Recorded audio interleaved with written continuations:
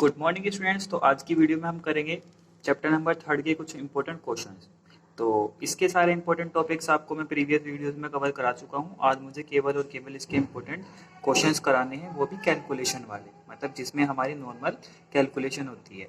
ठीक, इसकी मैं एक वीडियो और बनाऊंगा, उसमें मैं वर्ड प्रॉब्लम वाले क्वेश्चन कराऊंगा, लेकिन आज हमें केवल कैलकुलेशन वाले करने हैं। तो फर्स्ट क्वेश्चन देखते हैं। फर्स्ट क्वेश्चन है, show that the system of equation 2x minus 3y equals to 5 and 6x minus 9y equals to 15 has infinite number of solution. तो इस क्वेश्चन का मतलब ये है कि भी इसमें हमें ये दो इक्वेशन दे रखी हैं और हमें ये प्रूफ करना है कि इसका इनफाइनाइट नंबर ऑफ सॉल्यूशन होगा। तो स्टार्टिंग में मैं आपको तीन कंडीशन बता चुका हूँ इनफाइनाइट नंबर ऑफ सॉल्यूशन की, और एक होती है तुम्हारी यूनिक सॉल्यूशन की और एक होती है नो सॉल्यूशन की। तो अगर आपको वो तीनों फॉर्मूलेज याद हैं तो इस टाइप के क्वेश्चन तुम आराम से कर सकते हो। तो इनफाइनाइट नंबर ऑफ सॉल्यूशन की जो कंडीशन होती है वो आप जानते हैं। इनफाइनाइट नंबर ऑफ कंडीशन की सॉल्यूशन की कंडीशन होती है a1/a2 equals to b1/b2 equals to c1/c2। ठीक, ये कंडीशन होती है। तो ये दे रखा है आपको 2x minus 3y equals to 5, 6x minus 9y equals to 15। ये दो इक्वेशन आपके पास गिवन है। On comparing with standard form ax plus by plus c equals to 0। अगर मैं लीनियर इक्वेशन की स्टैंडर्ड फॉर्म की बात करूँ तो वो क्या होती है ax plus by plus c equals to 0। अगर मैं इससे कंपेयर करता हूँ इस इक्वेशन को और इस इक्वेशन को, तो मेरे पास a1 की वैल्यू 2, b1 की वैल्यू -3, c1 की वैल्यू 5 आ जाएगी। ठीक, और a2 की वैल्यू 6, b2 की वैल्यू -9 और c2 की वैल्यू 15 आ जाएगी। जब मैं इसे मतलब इस इक्वेशन से कंपेयर करूंगा तो x का कोफिशिएंट ये, y का कोफिशिएंट ये और कांस्टेंट टर्म ये आपके पास दोनों इक्वेशन की आ जाएंगी। तो फर्स्ट इक्वेशन की मैंने 1 1 मान ली और सेकंड इक्वेशन की 2 2 मान ली। ठीक, अब हम तीनों रेशियो फाइंड करेंगे। a1/a2 फाइंड करा, कितना आया 1/3। b1/b2 फाइंड करा, कितना आया 1/3। c1/c2 फाइंड करा, कितना आया 1/3। तो तीनों रेशियो आ गए, इक्वल आ गए। तीनों रेशियो इक्वल आने का मतलब क्या है कि इनकी जो सॉल्यूशन होंगे वो इनफाइनाइट होंगे, इनफाइनाइट नंबर ऑफ सॉल्यूशन होंगे, क्योंकि ये कंडीशन होती है कि भी अगर तीनों रेशियो मतलब a1/a2 equals to b1/b2 equals to c1/c2 आ जाता है, इसका मतलब क्या है, उनके जो सॉल्यूशन होगा वो तुम्हारा कैसा होगा, इनफाइनाइट सॉल्यूशन होगा। ठीक है, फर्स्ट क्वेश्चन समझ में आया। सेकंड देखते हैं। सेकंड क्वेश्चन है, फॉर व्हाट वैल्यू ऑफ के की किस वैल्यू के लिए ये जो इक्वेशन है इनका यूनिक सॉल्यूशन होगा। तो इसमें हमें एक फर्स्ट वाले क्वेश्चन से थोड़ा सा अलग है। इसमें क्या है, इसमें तुम्हें यूनिक सॉल्यूशन कंडीशन गिवन दे दी। तो अब तुम्हें याद करना है कि यूनिक सॉल्यूशन की कंडीशन क्या होती है। यूनिक सॉल्यूशन की कंडीशन ये होती है a1/a2 इक्वल्स टू b1/b2। तो पहले वाले क्वेश्चन में हमें कंडीशन को प्रूफ करना था और इस वाले क्वेश्चन में कंडीशन का हमें यूज करना है। कंडीशन है क्या, a1/a2 इक्वल्स टू b1/b2। इसमें हमें इसका यूज करना है। कैसे करेंगे देखो, सेकंड क्वेश्चन का सॉल्यूशन देखते हैं। सेम वही काम, हमने फर्स्ट इक्वेशन लिखी, सेकंड इक्वेशन लिखी, on comparing with standard equation, दोनों को हमने स्टैंडर्ड इक्वेशन से कंपेयर करा। a1 की वैल्यू 1, b1 की वैल्यू -2, c1 की वैल्यू 3, a2 की वैल्यू 3, b2 की k और c2 की 1। कंपेयर करने के बाद हमें a1 a2 b1 b2 c1 c2 की वैल्यू पता लग गई। उसके बाद हम we know that the condition of unique solution is, हम यूनिक सॉल्यूशन की कंडीशन जानते हैं। ये फॉर्मूले देखो आपको बहुत अच्छे से याद करने पड़ेंगे, तभी आप ये क्वेश्चन कर पाएंगे। यूनिक सॉल्यूशन की कंडीशन क्या होती है, a1/a2 इक्वल्स टू b1/b2, ये कंडीशन होती है। तो ये हमने अप्लाई कर दी। अब a1 की वैल्यू कितनी थी, 1 पुट करा, a2 की वैल्यू 3 पुट करी, b1 की वैल्यू -2 और c1 की k वैल्यू हमने पुट कर दी। जब मैंने इन सब का सॉल्यूशन करा तो यहाँ से मेरे पास k की वैल्यू कितनी आ गई, -6। सॉल्यूशन अब देखो कैसे करा, ये जो k था ये इसके पास इधर चला गया 1 के पास मल्टीप्लाई में, तो k बन जा k आ गया। ये जो 3 इधर था ये इसके पास चला गया मल्टीप्लाई में, 3 टू द -6 आ गया। तो यहाँ से k की वैल्यू हमारे पास -6 आ गई। मतलब कि जो बात हमसे क्वेश्चन में पूछी थी वो मैंने फाइंड कर दी। समझ में आया कैसे हुआ, क्लियर है। थर्ड क्वेश्चन देखते हैं। थर्ड क्वेश्चन आपके पास, for what value of k this equation have infinite number of solution. ठीक, दोबारा से वही सेम क्वेश्चन है। इसमें हमें कंडीशन क्या दे दी, इनफाइनाइट नंबर ऑफ सॉल्यूशन की। फिर से हम अपनी कंडीशन याद करेंगे। इनफाइनाइट नंबर ऑफ सॉल्यूशन की कंडीशन क्या होती है, ये होती है। तो इस बार हमें इसका यूज करना है और दोबारा से k की वैल्यू फाइंड करनी है। प्रोसेस बिल्कुल का बिल्कुल सेम चलेगा। सबसे पहले a1 a2 b2 की वैल्यू फाइंड करो और a2 b2 c2 की वैल्यू फाइंड करो और उसके बाद इक्वल रख के k की वैल्यू फाइंड कर दो। सॉल्यूशन देखते हैं। देखो थर्ड क्वेश्चन है, तो इसका सोल्यूशन है के एक्स प्लस 3y। पहले मैंने दोनों इक्वेशन लिख ली जो क्वेश्चन में गिवन थी, उसके बाद मैंने कंपेयर करा स्टैंडर्ड इक्वेशन से। स्टैंडर्ड इक्वेशन आप जानते हैं क्या थी, a x plus b y plus c equals to 0, ये थी। इसके बाद देखेंगे ये है 2k प्लस 1, मतलब दोनों इक्वेशन लिख ली। इसके बाद a1 की वैल्यू क्या आ गई k, b1 की कितनी आ गई 3, मतलब आएगा कोफिशिएंट, और c1 कितना आ गया 2k प्लस 1। 2k प्लस 1 ये वाला कॉन्स्टेंट टर्म। a2 की वैल्यू कितनी आ गई 2k प्लस 1। b2 की क्या आ गई 9 y का कोफिशिएंट, और c2 की आ गई 7k प्लस 1।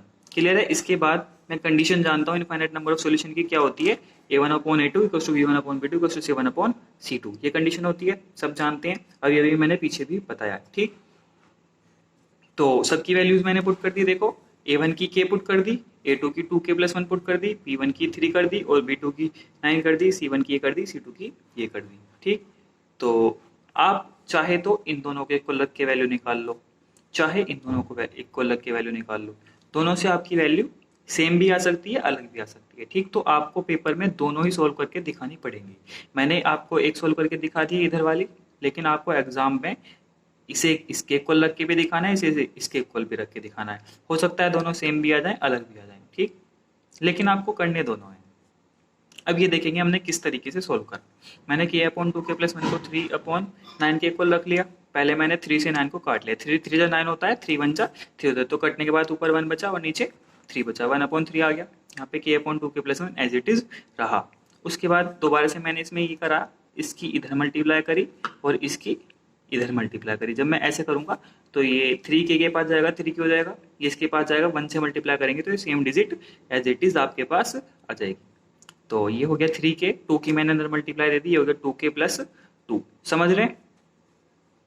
अब ये 2k इधर प्लस का था, अगर मैं इक्वल टू के कोई भी डिजिट इधर लाता हूँ तो उसका साइन अपोजिट हो जाता है, प्लस का होता है तो माइनस का हो जाता है, माइनस का होता है तो प्लस का हो जाता है। तो ये इधर प्लस का था, इधर आके माइनस का हो गया। 3k माइनस 2k, मतलब 3k में से 2k गए तो 1k बचा, k की वैल्यू आपके पास कितनी आ गई 2, ठीक। तो बिल्कुल सेम सॉल्यूशन है। कैलकुलेशन में कंफ्यूज मत होना, हमें क्रॉस मल्टीप्लाई करके पहले नीचे वाले डिजिट्स को ऊपर भेजना होता है और उसके बाद नॉर्मल कैलकुलेट करना होता है, के की वैल्यू हमें फाइंड आउट करनी होती है, समझ रहे हैं। लास्ट क्वेश्चन देखते हैं अपना, क्वेश्चन नंबर 4। फोर्थ देखते हैं, ये solve the following system of equation for x and y. इन्हें सोल्व करके हमें एक्स और वाई की वैल्यूज फाइंड करनी है। देखो नॉर्मल इक्वेशन का सॉल्यूशन तो मैं तुम्हें उसके एलिमिनेशन मेथड के और सब्स्टिट्यूशन मेथड के एग्जाम्पल्स में भी बता चुका हूँ, लेकिन अब हमें ये कुछ अलग टाइप के क्वेश्चन लिखे हुए हैं, इनका हमें सॉल्यूशन करना है, ठीक। तो देखते हैं कैसे करेंगे। फोर्थ का फर्स्ट है, इसमें तुम्हारे पास ये दो इक्वेशन लिखी हुई हैं, एक ही है और एक ही है। तो इन्हें सबसे पहले हमें इस फॉर्म में लिख लेना है।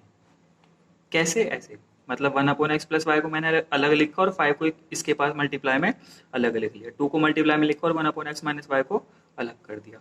तो अब आप एक बात इसमें ऑब्जर्व करोगे, इसमें एक तो ये वैल्यू और ये वैल्यू दोनों सेम है, ये वैल्यू और ये वैल्यू दोनों सेम है। तो जो जो वैल्यू सेम है उसे मैंने ए लेट करा और बी लेट करा। 1 अपॉन एक्स प्लस वाई को मैंने क्या लेट कर लिया, ए। क्योंकि अगर मैं ऐसे ही इस इक्वेशन को सॉल्व करने की कोशिश करता तो मैं इस इक्वेशन को सॉल्व नहीं कर पाता। तो मैंने क्या करा, 1 अपॉन एक्स प्लस वाई को ए और 1 अपॉन एक्स माइनस वाई को बी लेट कर लिया। इससे मेरा फायदा क्या हुआ, मुझे 5a माइनस 2b माइनस 1 के इक्वल मिल गया। मतलब मैंने इस इक्वेशन में इसकी जगह a पुट कर दिया और इसकी जगह b पुट कर दिया, तो ये बन गया 5a minus 2b equal to minus का 1। उसके बाद मैंने सेकंड इक्वेशन में इसकी जगह ये पुट करा, 15a plus 7b equal to 10 बन गया, समझ रहे हैं। इसके बाद मैंने इसमें एलिमिनेशन मेथड अप्लाई कर दिया, ठीक। तो इस इक्वेशन में स्पेशली बोला नहीं था हमें किस मेथड से सॉल्व करना है, तो जौन सा मेथड आपको अच्छा लगता हो, मैं तीनों चारों मेथड आपको एक्सप्लेन कर चुका हूँ। आपको चारों में से जौन सा भी मेथड अच्छा लगता हो उससे आप सॉल्व कर सकते हैं। तो by elimination method multiply equation first by 3 and subtract from second. तो इस लाइन का मतलब क्या है, मैंने इक्वेशन नंबर 1 की 3 से मल्टीप्लाई करी। इक्वेशन 1 की मैंने 3 से मल्टीप्लाई क्यों करी, क्योंकि एलिमिनेशन मेथड का सबसे पहला रूल ये होता है कि हमें कोफिशिएंट सेम करने होते हैं। तो अगर मैं 5 की 3 से मल्टीप्लाई कर दूं तो 15 हो जाएगा और दोनों के कोफिशिएंट सेम हो जाएंगे। कोफिशिएंट सेम करने के बाद अगर मैं दोनों इक्वेशन को माइनस कर देता हूं तो इससे ये कैंसिल हो जाएगा। यही काम मैंने करा, 3 से मल्टीप्लाई करी इस इक्वेशन की तो ये 15 हो गया, ये 3 टू द 6 हो गया और ये 3 1 जा माइनस का 3 हो गया। तो इन दोनों को ऐड कर लिया, 13 आ गया।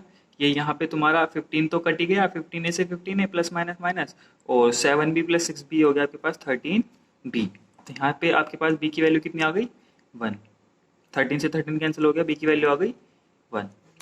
तो अब मैं बी की इस वैल्यू को इक्वेशन नंबर 1 में जब पुट करूंगा तो मेरे पास इक्वेशन इस तरीके से चेंज होकर आ जाएगी, आ जाएगा 5a minus 2 into 1 equals to minus का 1। ठीक, इसके बाद मैं 2 1 2 कर लूंगा तो ये 5a minus 2 is equals to minus का 1 हो जाएगा। तो अब ये इधर माइनस का 2 है, उधर जाके प्लस का हो जाएगा। ध्यान देंगे ये इधर माइनस का है तो इक्वल टू के जब उधर जाएगा तो प्लस का हो जाएगा। इसे जब हम सोल्व करेंगे तो 2 माइनस 1 कितना आएगा 1। यहाँ से a की वैल्यू कितनी होगी आपके पास 1/5। तो देखिए अभी आपके पास a और b की वैल्यू आई है। b की वैल्यू कितनी आई थी 1 और a की कितनी आई है 1/5। a की वैल्यू 1/5 आई है और b की 1 आई थी। लेकिन हमें वैल्यू x और y की फाइंड करनी है। अब ध्यान से देखो, तुमने क्वेश्चन की स्टार्टिंग में x की वैल्यू क्या लेट करी थी, मतलब 1/x प्लस वाई ए के इक्वल लेट करा था और 1/x माइनस वाई बी के इक्वल लेट करा था। तो मैंने a की जगह तो पुट कर दिया 1/x प्लस वाई और b की जगह पुट कर दिया 1/x माइनस वाई। ठीक, तो आप देख सकते हैं हमने स्टार्टिंग में ये पुट करा था। तो अब मैं देखो इसकी क्रॉस कर लूंगा तो यहाँ से x प्लस वाई 5 के इक्वल आ जाएगा, यहाँ से x माइनस वाई 1 के इक्वल आ जाएगा। दोबारा से देखो ये आपके पास दो इक्वेशन बन गई, दो लीनियर इक्वेशन बन गई। अब इसमें हम दोबारा से क्या करेंगे, एलिमिनेशन मेथड लगाएंगे। तो अब ध्यान से देखो दोनों का कोफिशिएंट पहले से सेम है, ये भी 1 है ये भी 1 है और दोनों के अपोजिट साइन है। अपोजिट साइन है तो क्या करते हैं, अपोजिट साइन है तो हम इनको ऐड करेंगे दोनों इक्वेशन को। तो यहाँ पे लिख लेना add equation third and fourth. हम क्या कर रहे हैं, थर्ड और फोर्थ इक्वेशन को ऐड कर रहे हैं। जब हमने दोनों इक्वेशन को ऐड करा तो तुम्हारे पास कंडीशन बनी ये x plus y equals to 5 x minus y equals to 1। समझ रहे हैं? तो अपोजिट साइन वाली डिजिट कट गई और जो सेम साइन वाली थी x प्लस एक्स वो आपके पास 2x हो गया। तो 2x आपके पास 6 के इक्वल आ गया। यहाँ से x की वैल्यू आपके पास कितनी आ गई, ये मल्टीप्लाई में है तो ये डिवाइड में जाएगा, कट गया 2 से 6 तो x की वैल्यू कितनी आ गई आपके पास 3 आ गई। x3 आ गया। अब x की इस वैल्यू को मैं इक्वेशन नंबर थर्ड में या फोर्थ में किसी में भी पुट कर सकता हूँ। x की इस वैल्यू को मैंने थर्ड में पुट करा तो ये आपके पास आ गया 3 प्लस वाई और y की वैल्यू आ गई 2। तो क्वेश्चन समझ में आया, सिंपल क्वेश्चन था। क्वेश्चन में हमें सबसे पहले 1/x प्लस वाई और 1/x माइनस वाई को मैंने a और b लेट करा।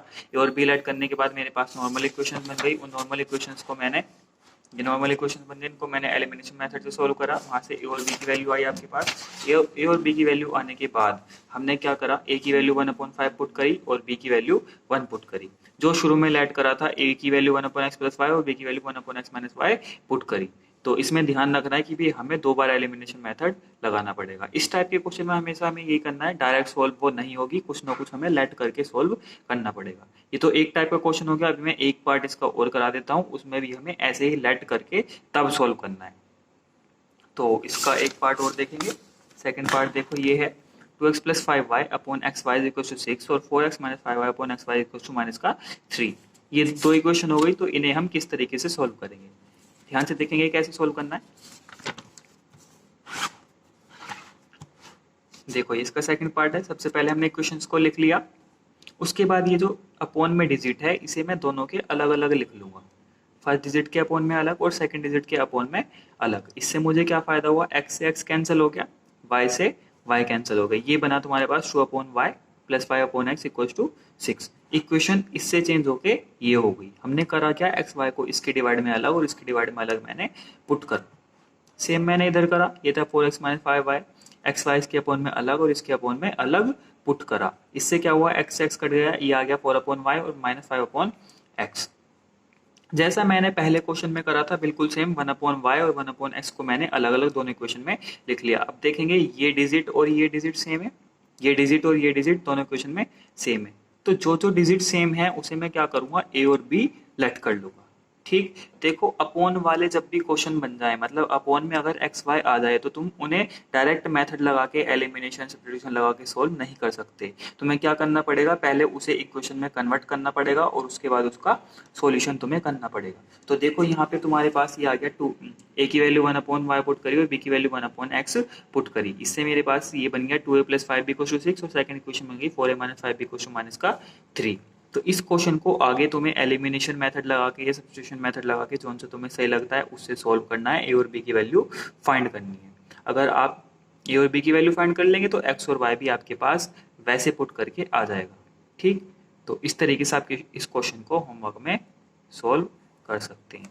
तो यहाँ पे आपके कैलकुलेशन वाले क्वेश्चन कंप्लीट हो गए। नेक्स्ट वीडियो में हम वर्ड प्रॉब्लम्स लेके आपके सामने आएंगे। So thank you and have a nice day.